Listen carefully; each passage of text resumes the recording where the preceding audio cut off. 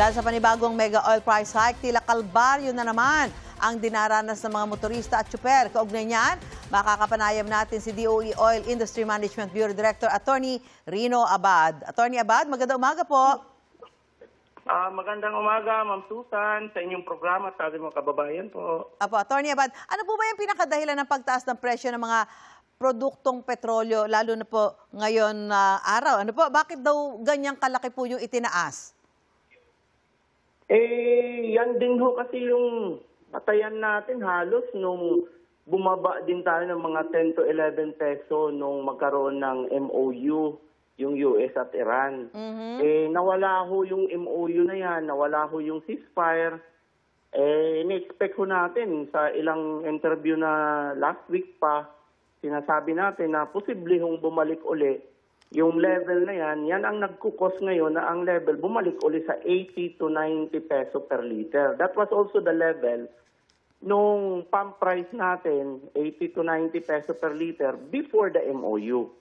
So bumaba lang ho yun to 60 to 70 nung nagkaroon ng MOU kasi bumagsak ng 10 to 11 peso din per liter yung ating pump price at that time. Ngayon, bumabalik lang ho tayo doon, Ma'am Susan, sa level na yun. Attorney Abad, nabanggit ho dati ni Energy Secretary Sharon Garin na parang balik na naman tayo sa simula.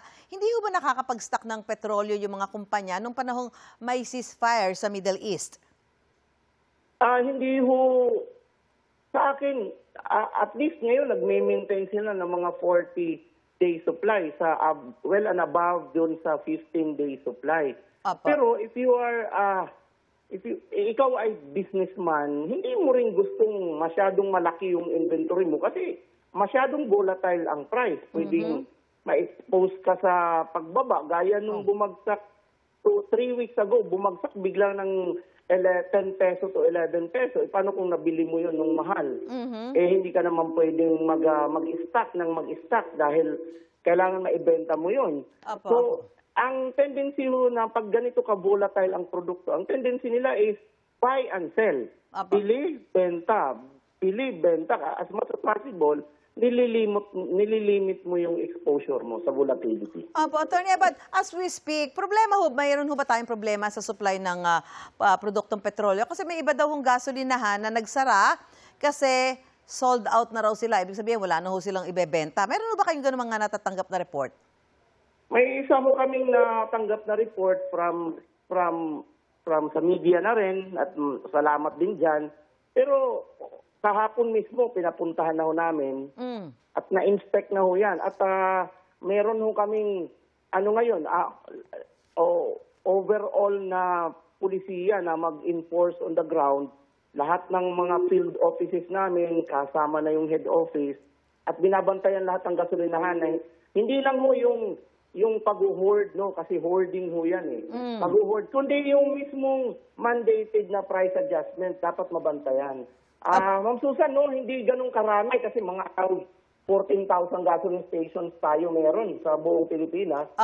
Hindi naman ho sabihin na lahat yan mabibisita namin. Pero pag kayo ho ay natamaan, kayong mga gasolinahan ang ma-inspect namin, sorry na lang, mape-penalize ho kayo.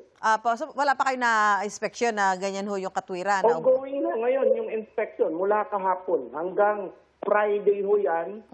At depende na rin ho kung tuloy pa rin ho ito next week, ganun pa rin ho ang gagawin. So every week ho, nakadiretso ang mga report, immediately pagbalik nila, diretso ang report sa legal office namin at doon na sinisimulan yung mga show cause order and then kung may warrant naman to penalize, ipe-penalize sila.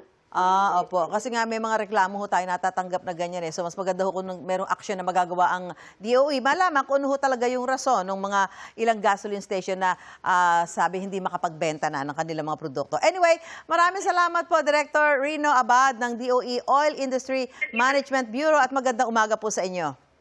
Well, magandang umaga ulit sa inyong programa. Magandang umaga po. Thank you.